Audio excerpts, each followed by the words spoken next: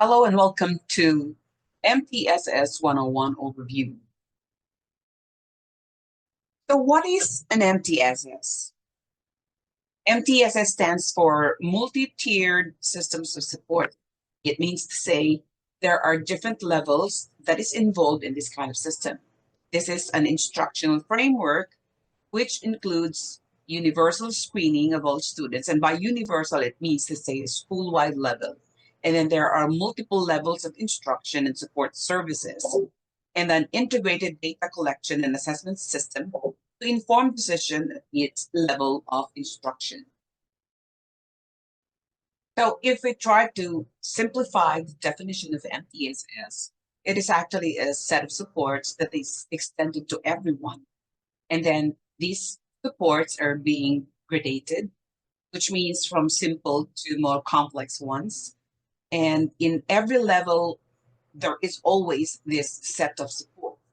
Now, in decision making, we all have these documents, this data that we make it as basis for whatever decision that we will be making. Everyone in the school as well is involved. Students, the teachers, the administrators, the utility people, the security people, everybody, even the parents. And this is being used in, like I said earlier, academic, behavior, social, emotional domains in education. But because this training is all about school discipline, this is specifically for behavior management or behavior supports. This is the framework for MTSS in terms of behavior support. There are three levels: tier 1, tier 2, and tier 3. If you see those percentages there, it means to say that this refers to the student's population percentage. For the base, which is the red one, tier 1, all the rules, all the behavior supports is being given to everybody in school in all grade level.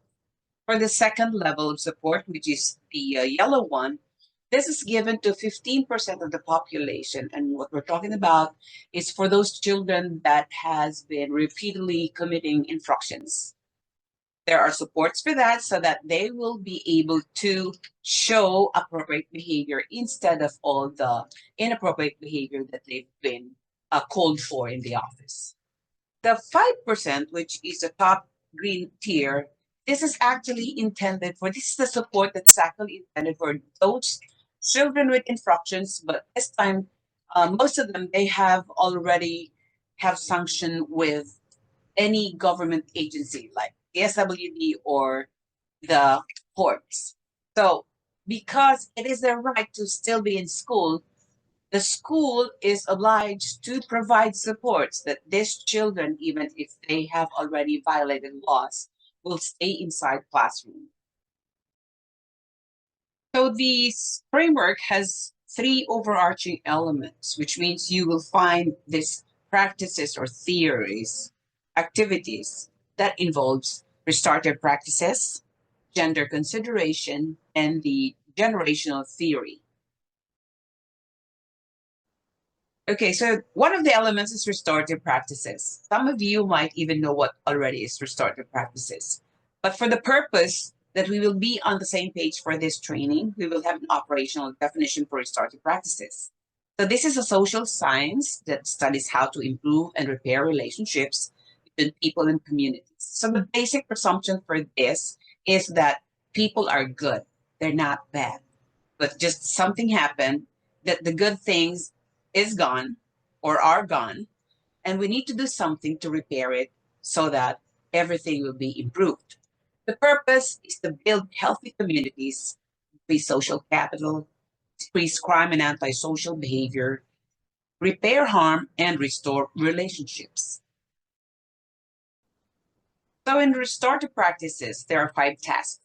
These tasks are translated into different activities in the MTSS framework, and then we do something about it, that this is part of the behavior support. Now, in brief, the 5 tasks are these restorative practices address and discuss the needs of the school community. They build healthy relationships between educators and students, and they reduce, prevent, and improve harmful behavior. repair harm and restore positive relationships, and then resolve conflict, hold individuals and groups accountable. Now, listen, this is not necessarily in this order.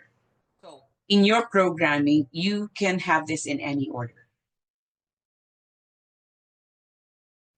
Another thing that we need to consider in making a framework is the gender, especially these days. Now, gender means, like I said, let's have an operational definition for this so that all of us will be on the same page. For this purpose, our definition of gender is that either the two sexes, male and female, especially when we consider with reference to social and cultural differences rather than the biological ones. The term is also used more broadly to denote a range of identities that do not correspond to established ideas of male and female. I am pretty sure that you all have different kinds of training on this gender and development thing. So,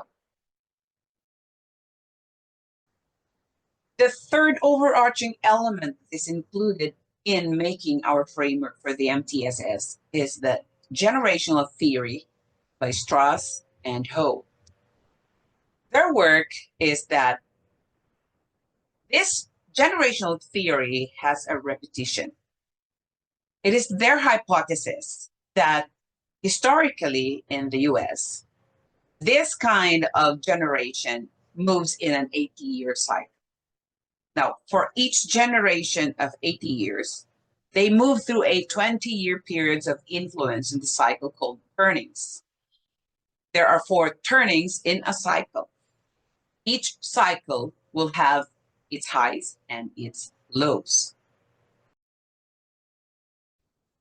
So let's talk about the generational theory and the repetition of its archetypes. Said earlier that it is an 80-year cycle, but there are 4 generations that will be repeating its cycle of characteristics. Now look at silent generation, which is the purple one on the left side. The characteristic for this generation is adaptive. And because according to the theory, this kind of characteristics will show on the 4th generation from the time. So you will see that Generation Z will be possibly sharing or having the kind of characteristic which is adaptive, same to that with the silent generation born in 1922 to 1945. It works the same way for the baby boomers, whichever or whatever is the next generation will be called. They will be having that kind of characteristic which is idealistic. In another 20 years, the next one will be a reactive type of characteristics, and so on and so forth. So let me now present to you the visual presentation of the kind of students that we have right now, which is called the Generation Alpha. And these are the children that were born between 2010 and 2025. So if you do the math, our eldest for the Generation Alpha is now in grade 10, and the youngest is now in kindergarten, all children born around 2020. So with this, I will not be explaining the detail of this generational theory because this is a separate topic, but I'm just presenting to you the summary of the kind of generation that we are expecting to have after the Generation Alpha. By the end of 2025, all children born between 2025 and 2039, they will be called the Generation Beta. So do remember, from Generation Alpha, which is now, until 2025, no, this is 2025, so 1-year-old kids. If they are born 2025 to 2039, they are called the Beta generation. The third one, children that will be born by 2040, 2054, that is, if we're still alive, this generation will then be called Generation Gamma.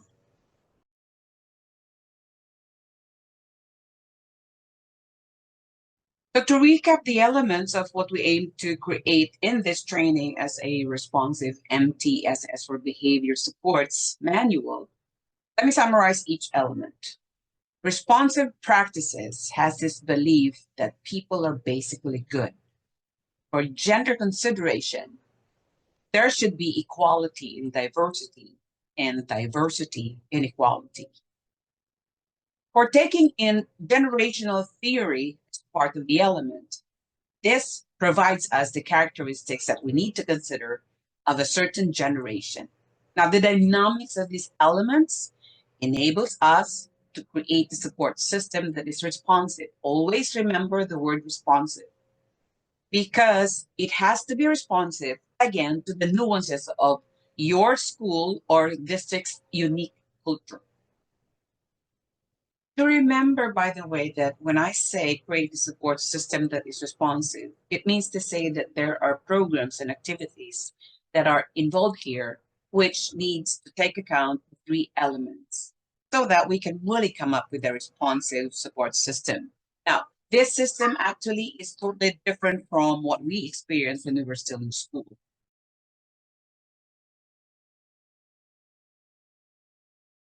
To remember, by the way, that when I say create a support system that is responsive, it means to say that there are programs and activities that are involved here, which needs to take account of three elements so that we can really come up with a responsive support system.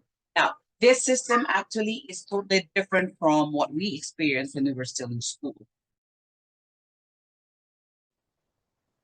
So in any educational program, there are two systems that collaborate in order for it to be successful. So one is the academic system, two is the behavioral system.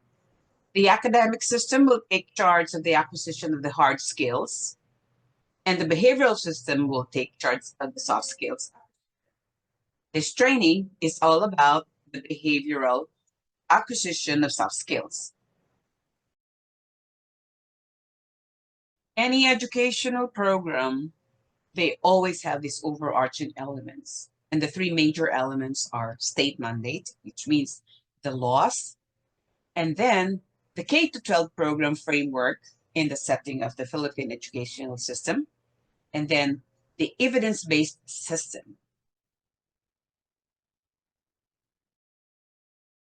So let's check first the very first element, which is the state mandate.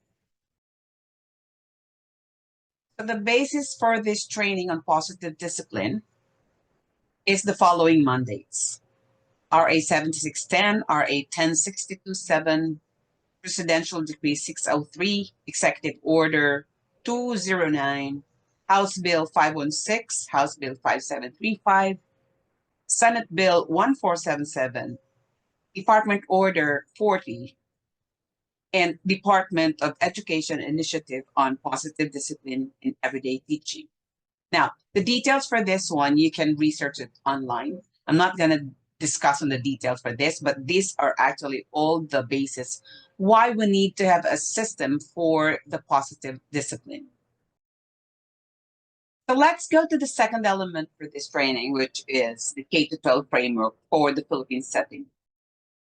So the 21st century framework will guide us with whatever programs and activities that we will be creating in this behavior system, which of course will have a focus more on the positive discipline rather than the punitive one.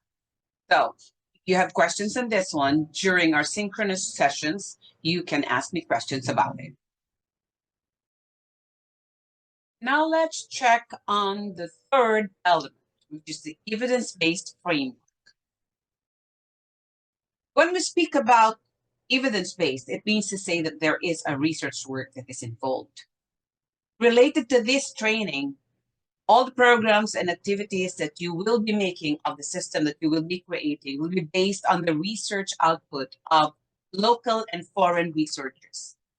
Prevalent behaviors that came out of the research they did were teasing and making fun of others. These, I'm talking about the inappropriate behaviors of students. Absenteeism, which means a child is being absent from class more than the required number of absences, which is usually it's 10. Disrespect and rudeness, and I'm talking about students towards teachers and students towards other students. Inattentiveness and sidebar talk, which means when somebody's talking, they're also talking, whether in classroom or in special events. Truancy is those absences that is without permission. Based on those findings, these researchers have the following recommendation: what to do to intervene this kind of inappropriate behavior. Number one recommendation is the school develops support systems among students in order to minimize bullying in the classrooms. The school continues to explore ways on how to lessen student offenses, especially the irritating behaviors in the classroom. The third recommendation is for the teachers to continue to practice cura personalis, which means care for the entire person in dealing with the students. And the fourth recommendation is the teacher finds more ways in making effective and stimulating lessons. And number five, the school develops a system that would give teachers more time to conduct conferences with their students. So if you notice, there is always the need for a system. Because what we have right now with all our, I don't know how you do it in your school, but if you try to look at it, because this is my dissertation study, there really is no a concrete system that has an all-around service for the behavior management of each school. There are really a lot of discipline systems in the world, but what attracted me most to the positive behavior supports is that this is the one that has something like a complete provision for proactive practices. Now, what is PBS? Positive behavior supports is a continuum of supports that intends to prevent the occurrence of inappropriate behaviors, reduce or eliminate existing problem behaviors, and increase desirable behaviors of all members in the school community. So based on this background, I have formulated a theory. Theory goes that the more people there are, the more structured the environment should be. It means to say, you have to establish one system if there are different people coming over, bringing their own culture or their own practices, their own behavior. So if we follow one structure that is being approved by everyone, then I think there will be order and peace in the school community where we will be. So this model system, as it has been explained earlier, works for both the academic and the behavioral aspect of education. Now, because we are training for the positive discipline, so therefore we will only discuss on that part of the behavior system.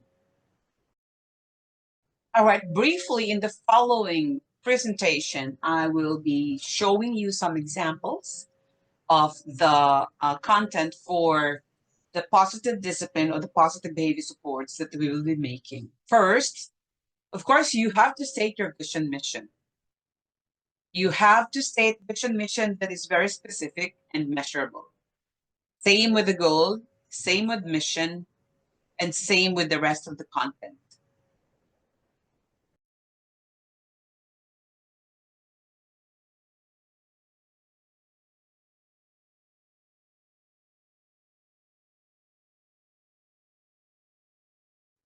Following slides that you will see are examples of the different school rules and behavior expectations. Now, these school rules and behavior expectations will be broken down into the different core values. Say, for example, you have 4 core values. So therefore, there are 4 sets of about 5 to 7 rules and behavior expectation per core value. Then all of this will be written for each area in the school. So the one on slide right now is in the classroom. So this will show the behavior expectations, the rules that you need in order to show your respect, your being responsible, and your safety practices under the category of classroom. Still using the same framework where in your school rules and behavior expectations should be classified and under each of the core value that you have. So in this area, which is the canteen, how does respect looks like? So you set the school rules and behavior expectations for that under respect. And then how can you What are the school rules and behavior expectations to show that you are being responsible? So again, you write all the rules and behavior expectations under that. And finally, what are the set of rules that you will be having for you to show that you practice safety? Also, in writing school rules and behavior expectations, always remember to state your rules and expectation very specific and measurable. And by measurable, it means to say that it needs to be visualized by the students that this is something that I can do. So, example, in the classroom, remember that rule when it says sit properly? Can you measure properly? Can you imagine how properly looks like? So you have to be very specific. What kind of properly are you talking about? You need to sit up straight. Now that is very specific and that can be measured. Never say what else? Behave. Because when you say behave, again, it's not measurable. How this behave looks like in whatever area that you are in. So by behave probably is that be quiet. When somebody's talking, be quiet. Now that's very specific. Also, try to notice that this is what we call the positive behavior supports or positive discipline. Now, what you will notice with all these rules and behavior expectations, they're all stated in a positive way. So refrain from writing don't, will not, do not, cannot, anything that has negative connotation. Say it in a positive way. It's like when you say no running in the lobby, instead of saying no running in the lobby, how will you say that in a positive way? So you might say just walk. So make also your sentences very brief. If you can have it like just a simple phrase with a thought that is understandable, then do it. 3 words, 4 words. The shorter the sentence is or the phrase is, the better.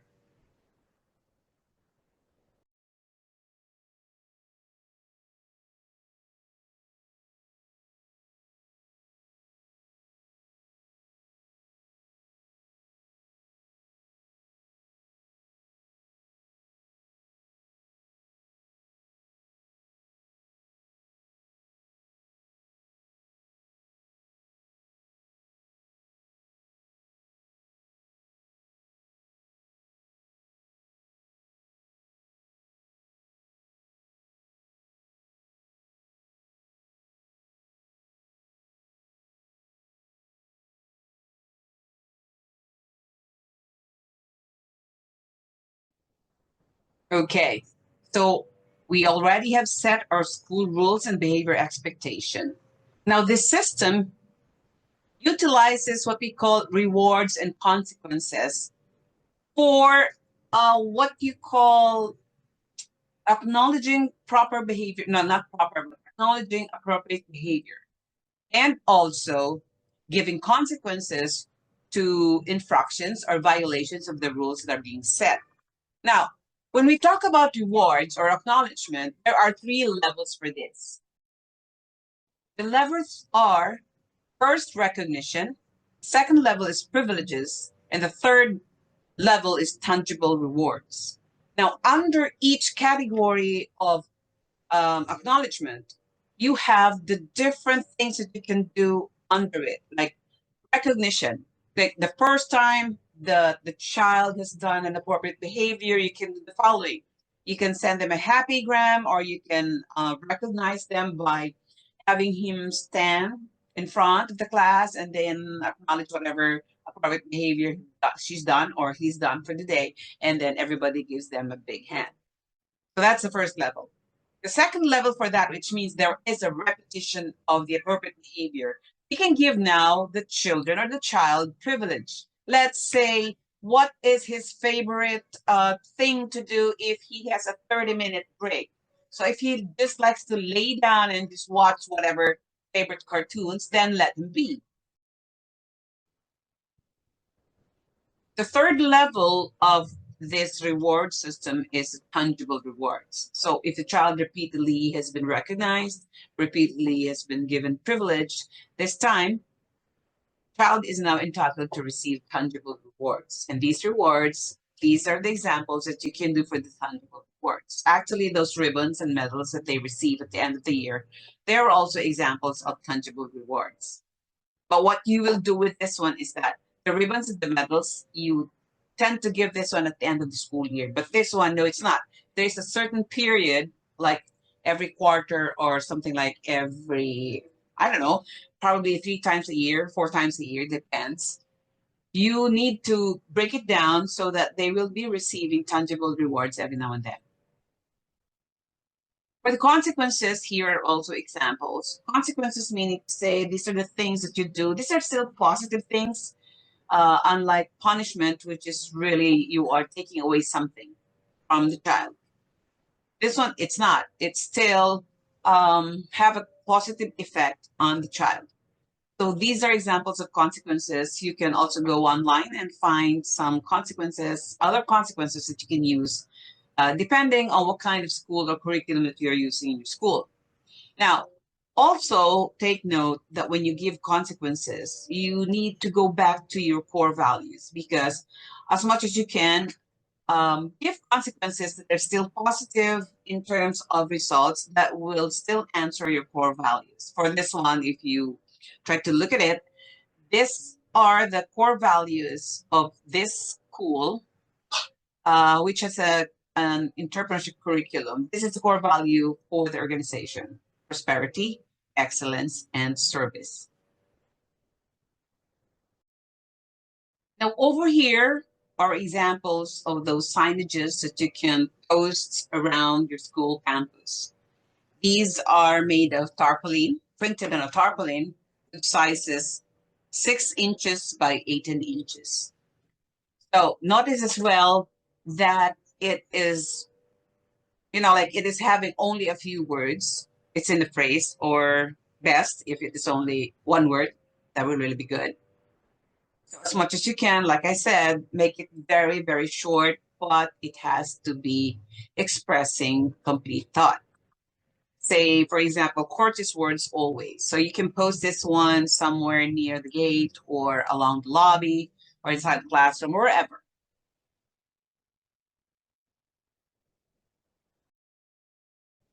So this is an example of a behavior monitor chart which implements self-regulation. Let's say a child is being called for because of inappropriate behavior inside the classroom. Let's say he talks too much, he transfers from one seat to the other. What you can do is that you do not scold the child, but you will give him this sheet, and that what he will do is that he will be carrying this one the whole day for about, let's say, 3 days or 5 days. It depends on you. What he will do is every period, which is you can see on the left side, what he can do is this. Every end of the period, he will be drawing or coloring the smiley that has a smile on it if he stayed in his seat. What else? Kept his hands and feet to self, controlled emotions, completed his work, and an appropriate voice. So if he did all these positive things, he can color the smiley that is smiling. But if he does not any one of this, then he will color violet the one smiley that is sad.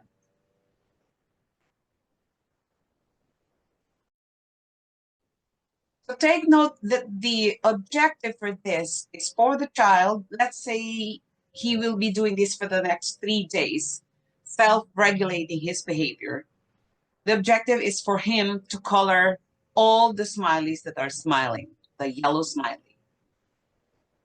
If he can do this, therefore, the monitoring, the self-monitoring will stop on the 3rd day. But if there is one purple smiley, then it means to say the 3 days will be reverted. So like I said, it should be that the objective for this is to color all the smiley that are smiling, because what we are targeting is for him to perform or show appropriate behavior.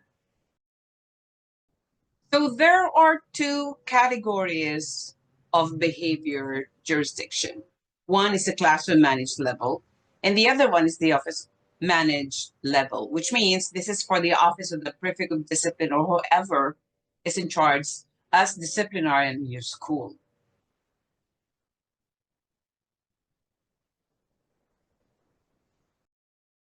These slides, the next two slides, are sample forms that you can use in order for you to have basis of your decision.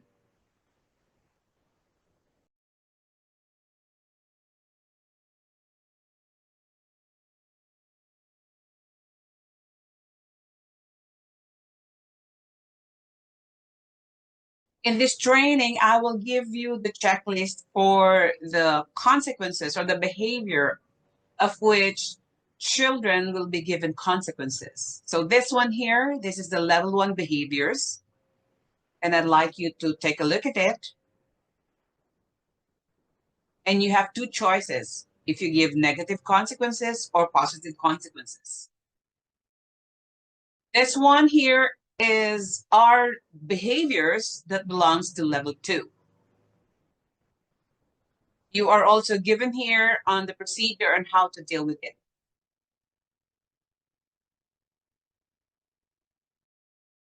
This one here is our behaviors that belongs to level 2. You are also given here on the procedure and how to deal with it.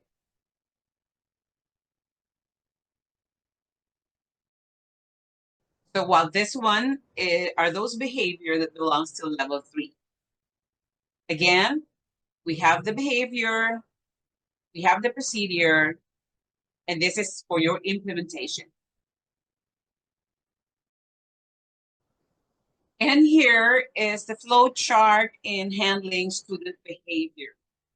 You will have a print out of this, a big one that you can post in, let's say you can post it in your classroom or in your office, wherever. You can use this one as your guide. Overall, we should remember that PBS is systematic, direct, explicit, vision, mission, core values, core rules, different settings, curriculum lessons, reinforcement, which means rewards and consequences, monitoring and evaluation, evidence-based, because you have a lot of documentation, budget, team, leadership, and membership.